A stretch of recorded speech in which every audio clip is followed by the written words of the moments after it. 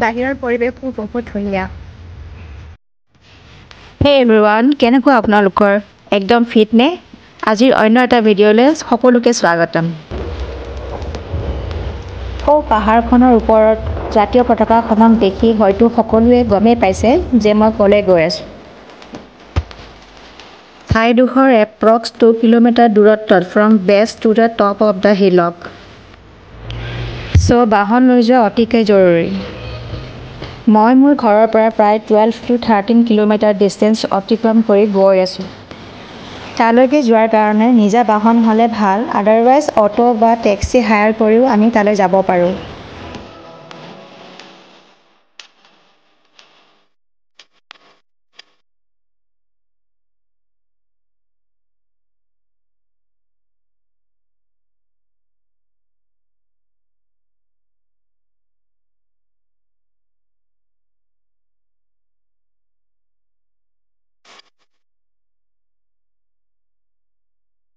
এয়া আমি পাই গ'লোঁ আমাৰ প্লেচ। গেটখনেৰে সোমাই এই সংগ্ৰহালয়টো ফাৰ্ষ্ট পোৱা হয়। বলক ভিতৰত কি আছে আমি সোমাই চাওঁ। Please take off your shoes.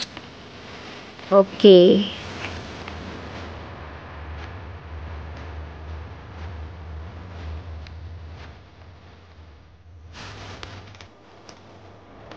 সোমাই আমি দেখিছোঁ চেণ্টাৰত মহাত্মা গান্ধীৰ বহি থকা এটা ডাঙৰ মূৰ্তি ৰখা হৈছে।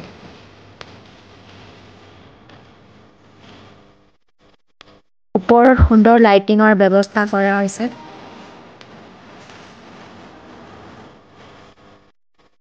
গান্ধীজীৰ স্মাৰক হিচাপে এই সংগ্ৰহালয়টো 1969 চনত বনোৱা হৈছিল আৰু 1970 চনৰ পৰা জনতাসকলৰ কাৰণে এই সংগ্ৰহালয়টো খুলি দিয়া হৈছিল।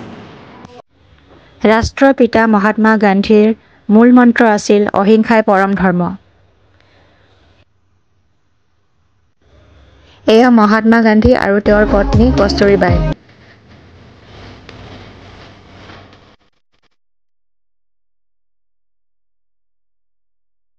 কোৱা হয় যে মহাত্মা গান্ধীয়ে এই শৰণীয়া পাহাৰত আহিছিল আৰু সেয়েহে এই স্থলত তেওঁৰ স্মাৰক বনোৱা হ'ল। তেওঁ 1921 চনত প্ৰথমবাৰৰ বাবে ইয়ালৈ আহিছিল আৰু লাষ্টবাৰ আহিছিল 1946 চনত। এই সংগ্ৰহালয়টো মিছেছ ইন্দিৰা গান্ধী আৰু অসমৰ প্ৰাক্তন মুখ্যমন্ত্ৰী বিষ্ণুৰাম মেধিদেৱে উদ্ঘাটন কৰিছিল। ইয়াৰ উদ্দেশ্য হৈছে to preserve the heritage and historical significance, যি এই ঠাইখনৰ লগত সংলগ্ন হৈ আছে, আৰু to convert the place into a potential tourism spot with naturally existing scenic view points.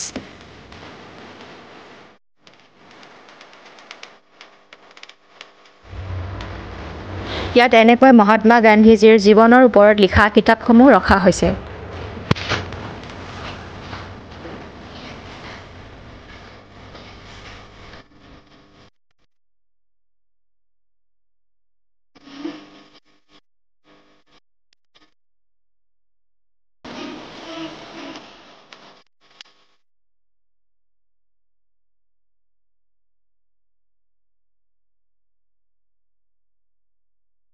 তেওঁৰ জীৱনকালত কৰা অসাধাৰণ কাৰ্যসমূহ ইয়াত ধুনীয়াকৈ চৰিতাৰ্থ কৰা গৈছে।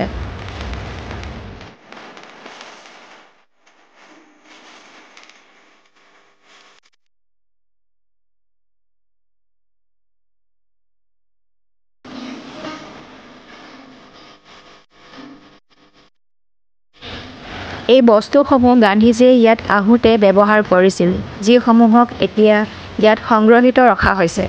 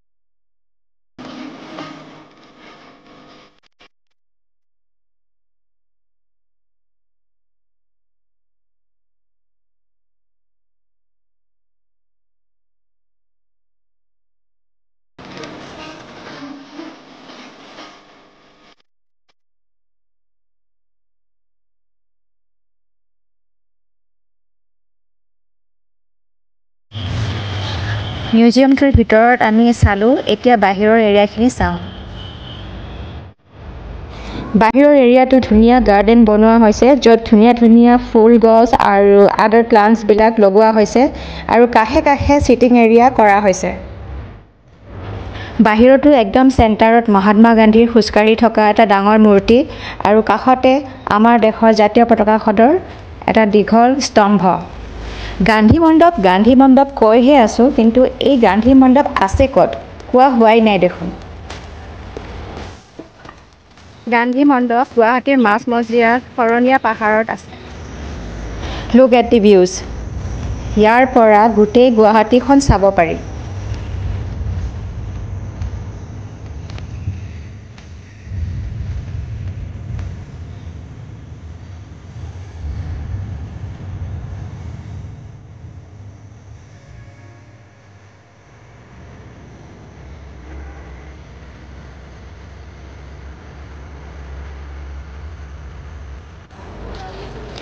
এইফালে আছে তললৈ নামি যোৱাৰ কাৰণে এটা দীঘল ফুটৱাক বলকচোন অকণমান খোজকাঢ়োঁ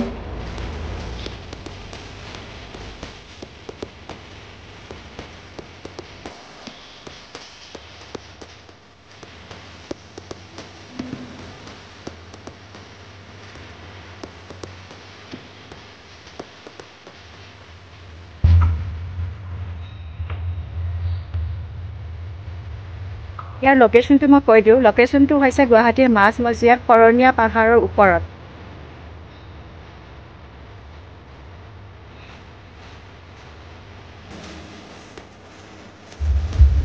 খোজ কাঢ়ি কাঢ়ি ভাগৰ লাগিল অলপ বহি ভাগৰ পলুৱাই লওঁ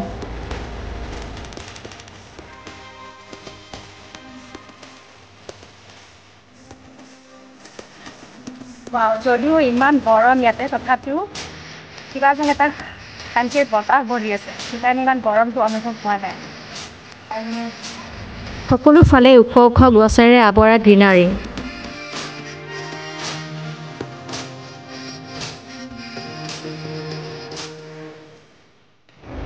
বাৰু ভাল লাগিল বুলিয়ে বহি থাকিলে নহ'ব চলো ফিৰ আগবাঢ়ো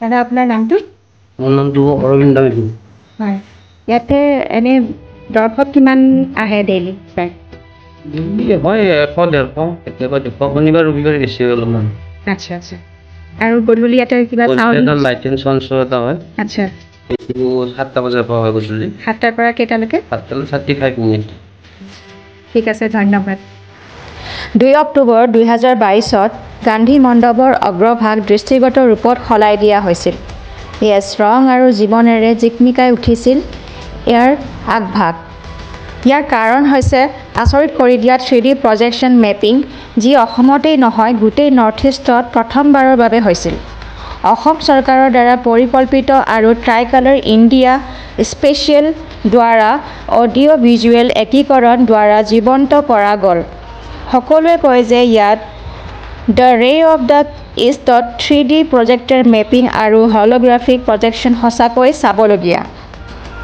হোৱা মোৰ সন্মুখত 3D light and sound show' সন্ধিয়া 7টাৰ পৰা ষ্টাৰ্ট হ'ব আৰু আমি এইফালে চেয়াৰত অডিয়েঞ্চ হৈ বহি চাব পাৰিম আৰু ইণ্ডি মিটছ ভোক যদি লাগে খোৱাৰ কাৰণে লগতে আছে কেফে ষ্টল ইয়াত কি পোৱা যায় মেনু লগাই থোৱাই আছে यार एंट्री टिकट टू ओनली 20 पर पर्सन सो सोचते मत रह जाओ आ जाओ और एक बार नहीं जब जब मन करे तब ओके गाइस तो समय हो আহিছে গতিকে আকৌ লগ পাম নেক্সট ভিডিঅ'ত তেতিয়ালৈকে চাই থাকিব মোৰ চেনেল কপি কৰা